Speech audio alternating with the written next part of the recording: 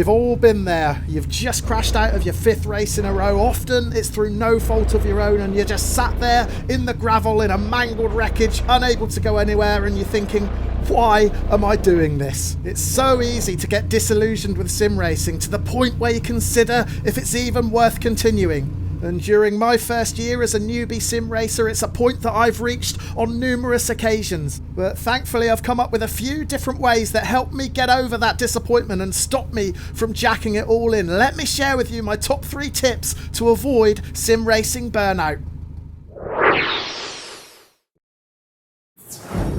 Let's make no mistake about it, sim racing is fantastic. We're all here because we love this mad and manic world of online racing. And for me personally, sim racing has been an absolute lifesaver.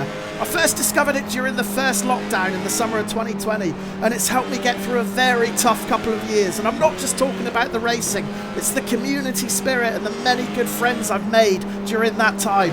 However, sim racing can be cruel too. It's got a tendency to kick you while you're down.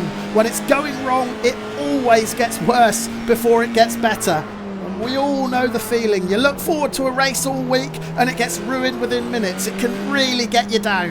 And if you're a long-time viewer of CR Sim Racing, you'll know that I've had my fair share of races ruined. Here are just a few of them.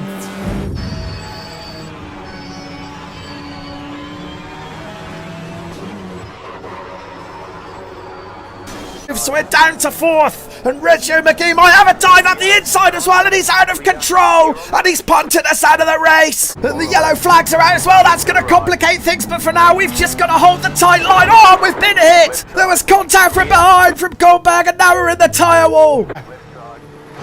Oh, we've been completely poleaxed and taken out of the race. Oh, and as soon as I mentioned the word wipeout, look ahead, there's a car out of control. He slid right back into the racing line. We've got nowhere to go, and there's a huge contact. We almost roll it. We're airborne. We don't need to because we're far enough ahead of Nitz now, so we're going to maintain 7th position. Oh, no, we're not, because we've just been poleaxed. To the grass, into Craner curves. That's not going to end well. Oh, and I've just been clipped from behind. I had to dab the brakes to try and avoid that in front of me, and the guy behind was just too close. I got clipped from behind. I had no way of avoiding it, and already my race is ruined. On occasions, my confidence and morale has hit rock bottom, and that final clip in the BMW 12.0 challenge at Donington Park is a prime example. After that race, I never even wanted to do sim racing again. I cancelled my iRacing subscription, and I very nearly deleted every sim off my PC. After all, sim racing's meant to be fun, right? When you're really not enjoying it, it can be so easy to let your frustrations get the better of you. So how did I beat these sim racing blues? Well, whenever I fall out of love with it, there are 3 things that I always do to rediscover my enthusiasm. Number 1, always remember that rating is just a number. In my early days of sim racing, I became obsessed with my rating, so much so that I'd often choose not to race because I was worried about losing rating. When I look back on it now, it seems crazy, but at the time, obsessing over my rating gave me a lot of anxiety. I was particularly worried about safety rating. I take great pride in being a clean and considerate racer, and when my safety rating dropped, I always took it really personally. I thought it made me look like a dirty driver. Similarly, it can get really disheartening when you see your iRating constantly plummet. You work hard for weeks to increase your ratings, yet all that work can be undone in less than a minute by one careless driver. So after continuously worrying about it, I decided to take stock, and I asked myself, does rating really matter in the grand scheme of things? Okay, so it may unlock some extra race options for you, but my goal is always to have fun and enjoy my racing. Now, I don't care if my rating's at 2,000 or 200. It doesn't stop me racing, it doesn't stop me enjoying what I do, so why stress about it? Number 2, one more race is not always a good idea.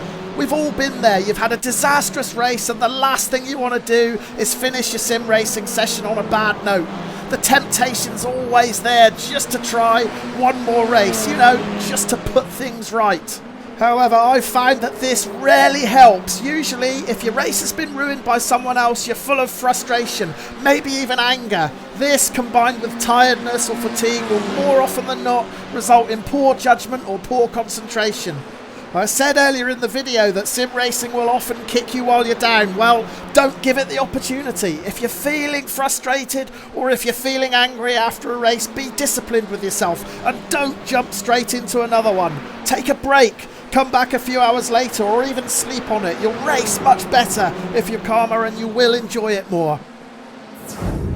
Number 3, take some time out.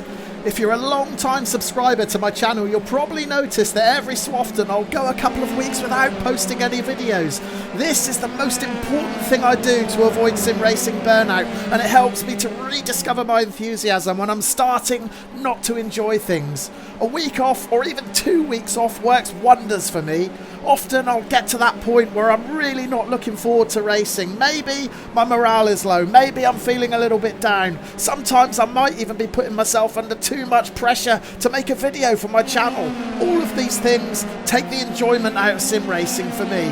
But when I take a week or 2 off, by the end of it I find that I'm actually really looking forward to racing again. Just sitting back in my seat, firing up a sim, it gets that buzz back. If you're suffering from the sim racing blues, don't attempt to race through it. Some time off will work wonders. So yeah, if you've experienced any of the same feelings as me, frustration, disappointment, anger, even resentment at sim racing, please don't feel that you need to jack it in.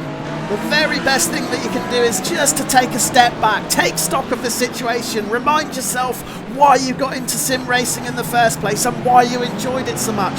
And then if you've got to take 1, 2 or even all 3 of my recommendations in this video, please do. The most important thing for us all is just to enjoy our sim racing, have fun, that's what it's there for. Get onto the grid, have a blast, and hopefully I'll see you on track soon. Thank you very much for watching.